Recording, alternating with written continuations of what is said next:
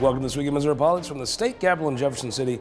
We are joined by Lieutenant Governor Mike Kehoe. Welcome back to the show, sir. Great to be on again. Welcome to Jefferson City, Scott. I love Jefferson City. It is a terrific community. I'm here as much as I can be.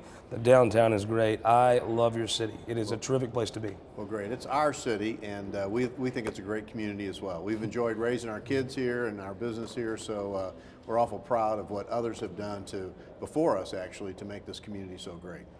Well, let's talk about the big announcement this week. You put out that you would not be running for U.S. Senate. You're one of the few that actually said you're not doing it, but you are going to run for governor of the state of Missouri. You're going to try to move down the hall here in 4 years. How'd you come to that decision? Well, I mean, the announcement really was we weren't running for Senate to kind of clear the field for others who were thinking about it. We thought that was the right thing to do to make sure that anybody else, so whether it's donors or supporters, understand who's in and who's out. But kind of when you're in our position, when you say you're not going to do something, usually the follow-up is, well, what are you going to do? So just put that aside. It was almost the Mike Kehoe businessman that said, look, I'm not going to give you a bunch of junk. I'm just going to tell you, I'm going to run for governor. Well, I'm a goal setter. I think you know my background. I've struggled, early parts of our life to trying to get where we are, and a lot of people helped me get to where I am. And Claudia and I both believe you set a goal, and we taught our kids that. We tell other people that, and so that's the goal we set. It's a long way off. It's a ridiculous long way off, I would say.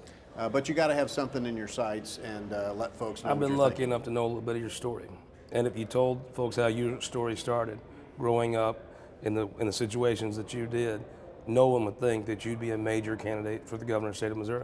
Look, tell folks that story a little bit. Nobody thought I'd ever own my own Ford dealership either. So we've been really blessed, and Claudia and I think it's our time to give back to Missourians. It's been a good community and state to us. Missourians have welcomed us into their homes. You know this state, though. I love this state, and I'm a true Missourian. I've never lived anywhere else, and I think it's just our opportunity to continue to give back. Governor Parson, I think you know, and I have a great relationship. He's done a fantastic job. I'm happy to be able to help him, and I hope to be able to take over that kind of tone and pace that he's set to show Missourians we're about economic opportunity and growing our economy and providing opportunities for Missourians all across the state.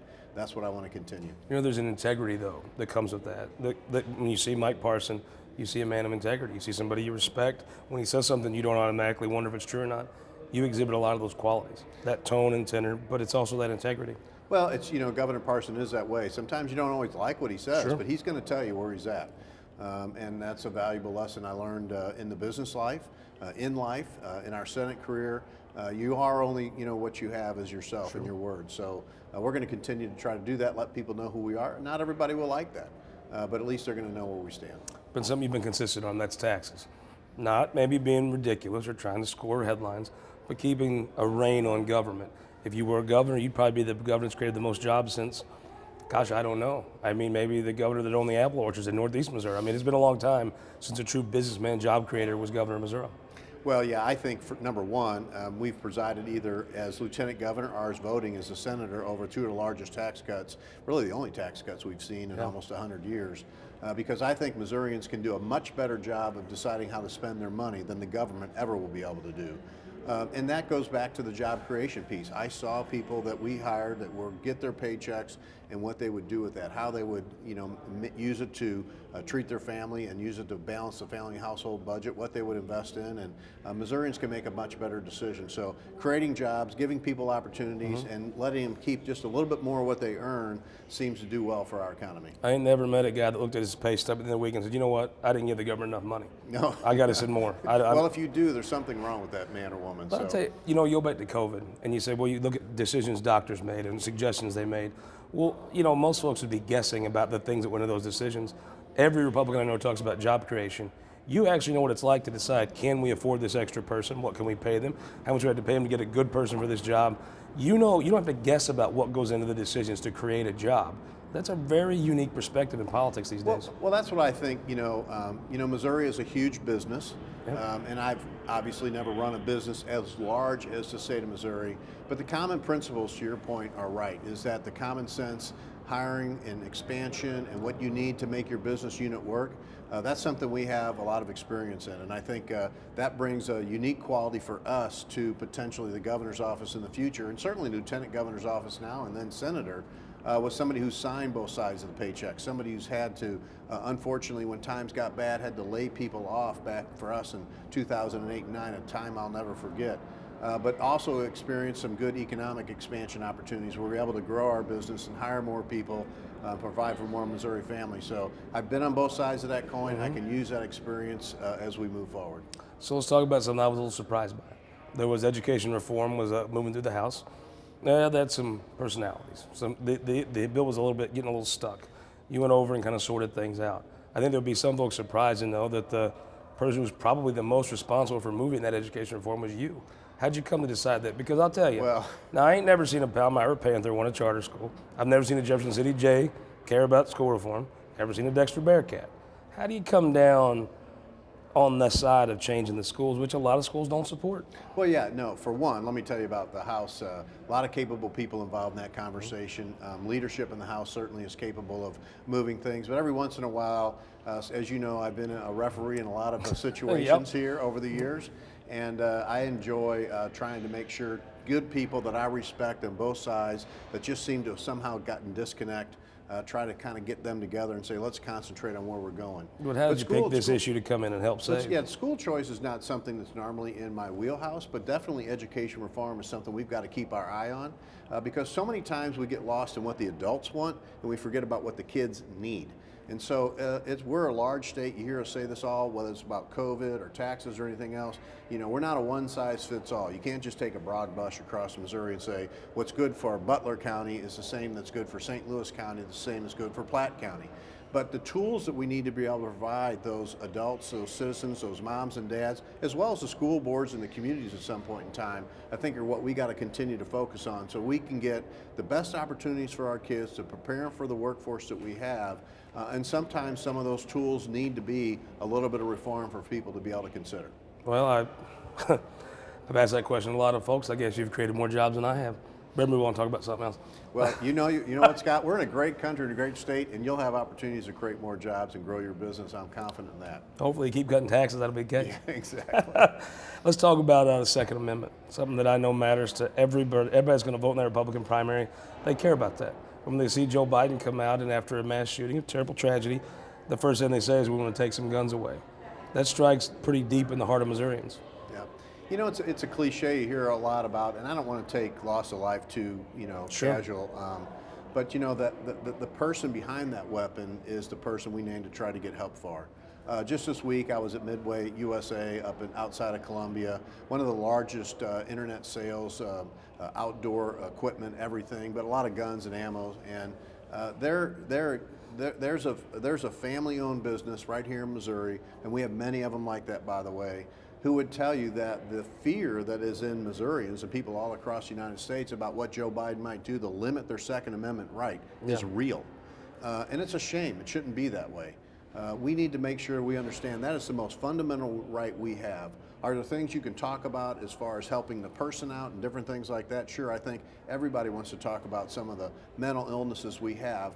But if they didn't have guns and weapons and bullets, there's other ways, we saw in 9/11, there's other ways for people to inflict harm on their fellow citizens. And so trying to make sure we put the piece in place that's really the core issue and not just blame the weapon at this point in time is important because I think our Second Amendment right is now more critical than ever. Before you go and ask you about an issue I know you've been a leader on, not just in the State House, but in your community, and that's pro-life. You've been one of the more outspoken people on pro-life that I know. Where's that come from? Well, my mother. You know, my mom had choices to make when my dad left, and so she chose life. It's very important to her, and that's a foundational value of mine. Claudia's the oldest of 7. I'm the youngest of 6. We had 4 children between us, and we just believe that's the most fundamental, innocent person that you can protect is that person in the womb that can't speak for themselves. And way before politics, I've been involved with multiple organizations, both in the community and statewide. Vitae is one that we've been involved with ever since it started. Carl Landler started almost 30 years ago. And so we really believe in the passionate plea that person that can't speak for themselves has. And I think as elected officials, we're the person that needs to speak for that person. I don't want to let you go without asking you about President Trump. You make the state around as much as anybody I know. You talk to folks. I understand in the newsroom at the Post-Dispatch and the Star. I get it. But Once you get out in rural Missouri, they love President Trump. Yeah, I'm not familiar with those newspapers that you mentioned, by the way. You know, President Trump did an unbelievable job in the policy and the things that are important to Missourians and Americans. There's nobody that can deny that the economic success, the job creation, the rollback of regulations, the judges we got appointed, the pro-life stand the president had was, you know, almost second to none. Unfortunately, even as hard as many of us campaign and many Missourians campaign, the election results didn't turn out as we wanted. There's some argument about whether they were right or fair or not. We're dealing with another administration now, and in just 60 days, I think Missourians and the United States can see elections have consequences, and this is certainly a different direction this administration is taking us than I felt President Trump had us on. So for the governor and I, other statewide elected officials, their local elected officials, senators, House members, to continue to put those values that President Trump had that we believe Missourians are about, we're going to have to continue to carry that forward as a state. Last question. In Missouri, every Republican that ever runs talks about stopping abortion in their state, in their district, in their city, their town, their county. The administration that you're a part of took a law that you helped pass when you were in the Senate, and your administration has effectively ended abortion in the state of Missouri. Do you get enough credit for that?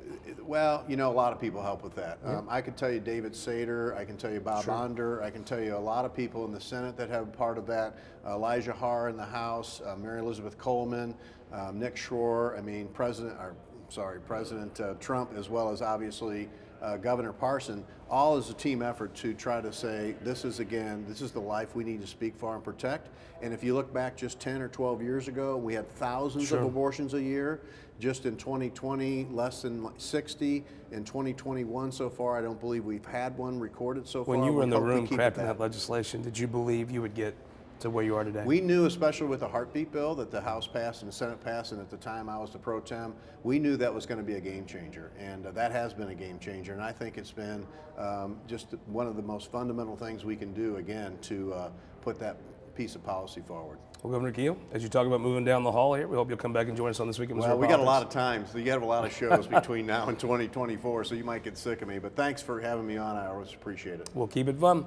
Stick around for our Opinion Maker panel. Senator Eslinger will be on, but first, go to showmissouri.com. This week we're in Madison County. Got to eat at the pig. Got to go to the most beautiful courthouses in the entire state in Madison County. Showmissouri.com. This is Missouri, one county at a time. We'll be right back after this. All across Missouri, our new car and truck dealers are building strong local economies. When you buy a car or truck in Missouri, you're helping to support over 20,000 Missouri families who rely on the auto industry for good-paying local jobs. You're also helping fund our communities, schools, first responders, and our roads because dealers generate millions of dollars in tax revenue. Missouri's automobile dealers have been the foundation of our communities for generations and for generations to come. The Missouri Automobile Dealers Association, the heart of Missouri. For more than a century, the St. Louis Carpenters Union has shaped our communities. Through trusted alliances, we deliver skilled professional craftspeople while our business partners provide the kind of quality jobs that keep our economy humming. It's a blueprint that has worked since 1882. Turning Missouri into a right-to-work state stalls progress, wipes out jobs, and kills momentum. Right to work is wrong for everyone. Let's keep Missouri moving forward. Visit carpdc.org to learn more. Your energy needs are changing. That's why at Ameren, Missouri, we're not waiting on the future. We're building it with the Smart Energy Plan, advancing thousands of projects across the state, helping reduce emissions through cleaner energy sources, boost reliability with self-healing equipment, and better withstand storms with new composite poles. Moving Missouri forward and bringing us all a little closer together. That's energy at work. Welcome back this week in Missouri Politics from the state capital in Jefferson City. We are joined by Hannah Beers with Axiom Strategies, Axiom Cloud, all of the umbrella of influence in public relations. Hannah Beers Sutton, welcome back to the show. Thank you for having me. Senator Karla Eslinger from Southern Missouri, thank you so much for making the time. Now, exactly where are you from in Southern Missouri? I am from Ozark County. Ozark County. Ozark County. Right on the Arkansas line, right? Actually, right on the Arkansas line is where Ozark County is, but I live right between the huge town of Gainesville, Missouri and Ava. Gainesville, Missouri, hometown of Joe Scott and blah, blah. Kaitlyn Schallhorn there at the Missouri Times, thank you so much for making the trip from the press gallery all the way down here to the second floor. It was a long trip, long trip. And Brian Treece, the Mayor of Columbia. Mr. Mayor, thank you so much and welcome back to the show. Scott, it's good to be back. How's Columbia doing with COVID and everything right We now? are doing strong. We just lifted our final public health order. Our economy's rebounding. We're on the right track. Is your economy doing well? Your sales tax, is it getting back or is it? You know, thanks to great companies like Shelter Insurance, Veterans United, they distributed their workforce early. That keeps our economy strong, and people followed our public health orders, and that's good. Well, good. Congratulations on how well it's gone, by the way. Let's talk about Roy Blunt. What a legacy of service. And I know you're a Democrat, he was a Republican, but I know you care about the infrastructure. You care about moving the state forward. Roy Blunt had a heart for this state. You know, for me, Senator Blunt represents what's possible when elected officials work together. And for the city of Columbia, that's over $500 million in new construction over the next 2 years, a new airport terminal, a new precision health institute, a new bridge over the Missouri River. These are generational investments because of federal, state, and local funding. I'm proud of that cooperation, and I think whoever replaces him should follow that example of service and constituent service. And how many two before just stood up on the University of Missouri campus? That's right. And research dollars. His legacy is amazing. We have a lot of cranes in the sky right There now. you go. All right, Hannah, let's talk politics now. So to replace him, you have the former Governor Greitens. He wanted to run from the start. Attorney General Eric Schmidt. It's interesting. You got the guy that gets arrested versus the top law enforcement official. And now you hear maybe Congressman Smith, Congressman Wagner, Councilman Hartzler, John Brunner. Who runs, who doesn't run? First, I want to say thank you to Senator Blunt for his service. I mean, Yeah. it has been such an honor to call him senator for the past 11, next year 12 years. But we obviously have to think about who's next and who is going to represent Missouri. In my humble opinion, I think that Eric Schmidt is the right guy to do that. I mean, he, out of all of the rumored candidates, he's the only one who has won statewide twice, overwhelmingly. Missourians love him. We like to say he's the only one who's as comfortable in the cornfields of Carrollton as he is in the boardrooms of Baldwin. And I think Missourians are ready for Eric Schmidt to be senator. And, I mean, we have to face it, Eric Greitens is like Chuck Schumer's #1 pick to be the Republican nomination here. I think that's the only way a Democrat gets back to the United States Senate. So we have to rally around a Republican who will represent us well, who will follow Senator Blunt's legacy. And unfortunately, I think the more people who get in, the easier it is for Eric Greitens to pull up that nomination. You know how to win these races. What do you need to get that down to? If it's 3 people, maybe 35% wins. 4 people, 30% certainly wins. Hey, I would love for it to be Eric versus Eric, and the tall one wins. So There you go. Kaitlyn Schallhorn, they all call you and tell you, everybody's told us they're going to run and want this attention. Who actually runs on filing day? Who's in?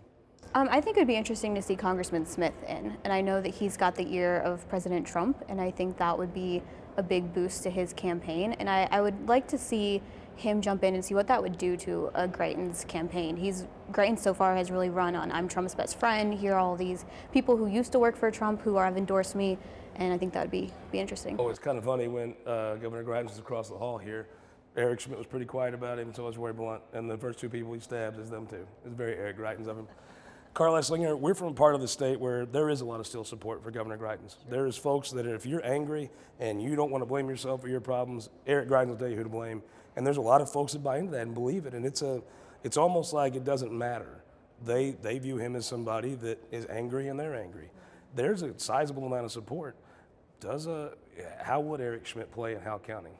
Could Jason Smith, who people in Howe County know very well, That's right. how does he do? Yeah. Well, I think overall we're just very fortunate that we have such a deep bench as far as the Republican candidates for that position. How does Eric Schmidt play against Eric Greitens? The 2 Erics, I think one would be kind of confusing to have both of them. But then again, I think the track record of what Eric Schmidt brings to the table is pretty good. I really like that.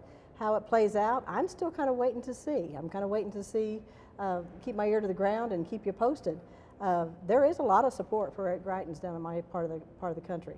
I still think too that there's just an opportunity there to really dig up some things that are very uncomfortable and things that we don't want to have be part of our reputation, our party. So. Oh, not just a party, our state. Our state. But So, prediction time. Does Jason Smith get in? At some point, this becomes more the merrier. I think Congressman Smith looks at it, Congressman Wagner, Congressman Hartzler, Billy Long.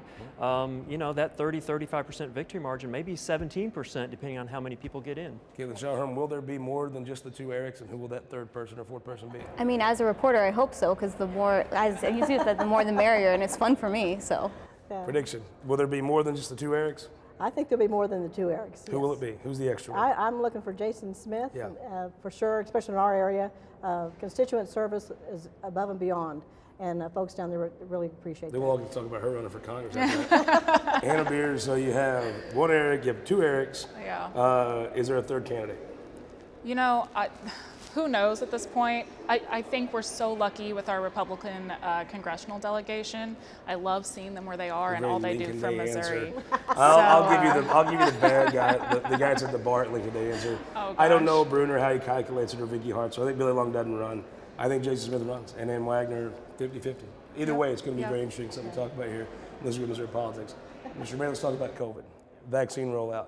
There was some contention before, but it looks as though we're getting to the point where if you want a vaccine, you can get one. Well, let's all take a moment to think back to where we were 12 months ago when we had shortages in toilet paper and hand sanitizer, and then PPE, that personal protective equipment for first responders, then masks. It's not surprising that we're going to have a few vaccine shortages now. We were on the top of a restaurant trying to stay far enough apart that we could interview you. That was 6 months ago. Look, in a couple weeks, I think the vaccine inventory is going to outpace demand. Yeah. What's most important, however, is that everybody take the first available vaccine when you become eligible. Not only is it good for public health, it keeps our economy back on track, and that's good for Missouri. All right, Mr. Mayor, tell my mom down in Best Brother County, my dad's taking the shot when he gets his. My mom's still iffy. Convince her, help me out. Look, the best medical doctors and research minds in this country have developed this vaccine. It is effective at keeping you out of the hospital, effective at preventing death, and gets us all back to normal sooner. Let's talk about the public health response here. Actually, Senator, start with you. There was a bill to change how counties could do shutdowns. It ended up failing last night. It felt to me like the will of that body is to do something to change how it's done. It felt like there might have been a lack of compromise. We stayed at it for 7 hours or however long it was. It was a long period of time. It was almost 2 o'clock before I ended up driving out of the parking lot. But the will of the body, I think, is to make sure that we protect individual rights, that we take care of the folks, but then again, also local control. Our governor was a great example of local control. What is it that we need to do to make sure that the people who are making decisions understand the problem, understand the solution, and how it's going to work? I really think that we're going to have some more opportunities to talk about that topic, and we're going to be able to see some things come from the House.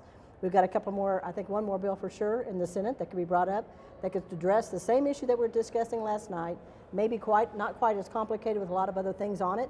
Hopefully we'll get some traction with that. And Jim Murphy has a House bill, right, I think that's coming that a lot of folks are looking at as a big deal. Does something get done?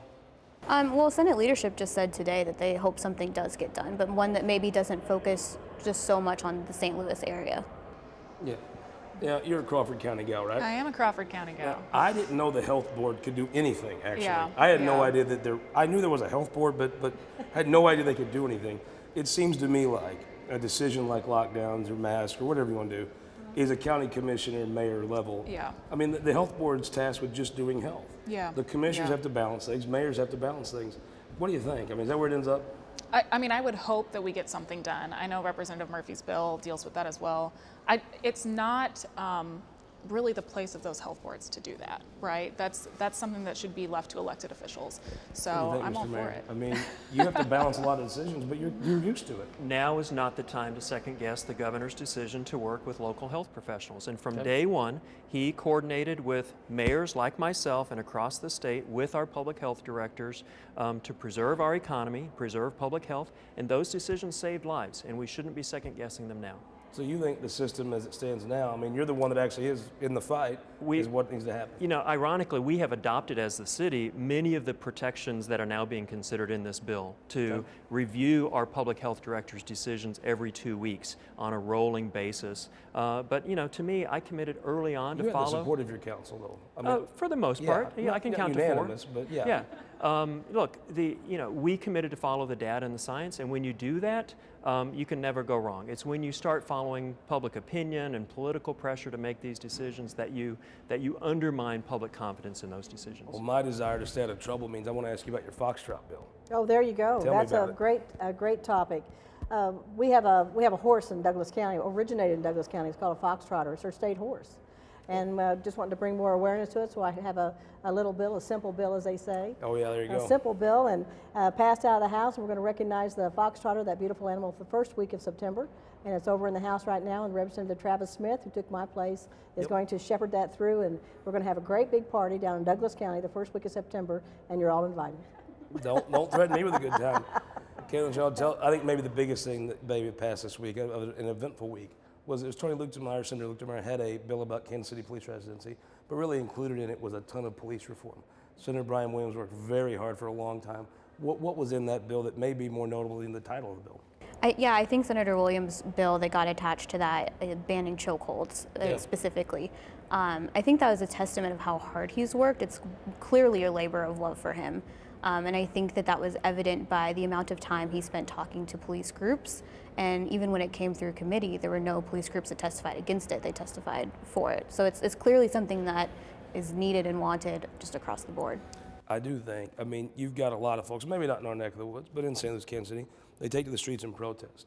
To me, this is a common sense thing that, well, you don't have to say you agree with all of what they say. You can at least say you hear them. You know that they're upset. Exactly right. Great example, that bill, the process it went through and the work that was done. I called home, back home to my Sheriff's Association, to my city folks, and talked about it, and was able to, Tony provided great, Senator Williams provided great information for us, and it all came together. It's a perfect example of collaboration and how you can work together to get some good work Well, you're done. in the West Plains, you ain't got to look hard to find out what the sheriffs think, because you got Sean Rhodes right there, You buddy. call Sean Rhodes and the Sheriff's Association, and I've got a great bunch of sheriffs. I've got 8 counties and some absolutely fantastic sheriffs. They know how to write tickets, I know that, don't they? And with a minute left, who won the week? Eric Schmidt, absolutely. I thought it was a good thing to come out like he did. It seemed to be very smart, shows he's in, shows he's committed to it. Who won the week? You know that tall guy from the Boot Hill down there, that brand new senator, his name bill is passing Jason guy. Bean. Yep. Here he comes in. He's had lots of time on a tractor, but first time to pass a bill, and he got that done this week. He And waited until he was 50 to pass he it. waited till he was 50. So wasn't an easy path either. No. He stayed the course and went right with it. And Point of orders and all kinds of stuff. Absolutely, yeah. Who won the week? I've got to say Becky Woolard, who's named the new Yes. executive director of the Hawthorne Hawthorne Foundation. Foundation may have won the week as well. Who won the week? Clear winner's public health, when 9 Republican senators defended the governor's strategy to work with local officials on public health. I'm going to say, I think Brian Williams won the week. Senator Williams has worked very hard, brought tons of people together that normally aren't together, and I think really showed that, while maybe everybody doesn't agree on everything folks say, when you have that many people who feel strongly, at least they're listening, and he was able to not just talk or tweet or Facebook, deliver something, and I think he won the week. Hope you'll win the week next week by joining us on This Week in Missouri Politics, back in our St. Louis studios. See you then.